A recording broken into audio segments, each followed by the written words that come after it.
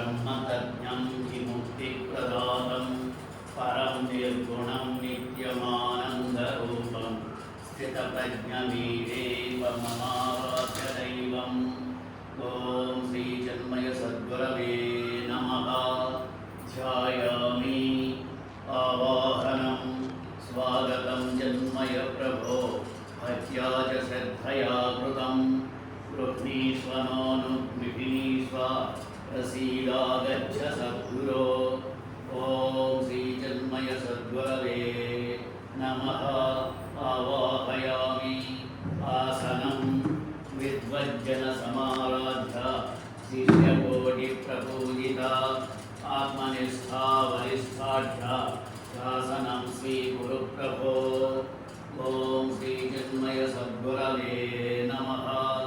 दिव्यसुवर्णसिंहासनं समर्पयामि।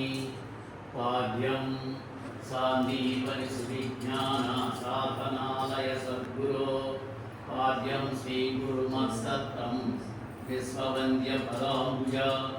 ॐ श्रीचिन्मयसद्गुरवे नमः। पादयोः पाद्यं समर्पयामि। अर्घ्यम् अभयहस्तसन्धातः वरदहस्तशोभया अर्घ्यं स्वीकुरु मत्स्वामिन् करालम्बं कुरु प्रभो। ॐ श्रीचिन्मयसद्गुरवे नमः। हस्तयोः अर्घ्यं समर्पयामि। आचमनीयम् आङ्ग्लभाषामयी वाणी मुखे यस्य सरस्वती आचम्यतामिदं तोयं भक्तोद्धारान्तरङ्गतः। ॐ श्रीचिन्मयसद्गुरवे नमः। मुखे आचमनीयं समर्पयामि। पञ्चामृतस्नानं मधुरज्ञानचिद्रूतिं यविद्याध्वान्तभास्कर पञ्चामृतं मया नीतं स्वीकुरु स्नानदायकम्।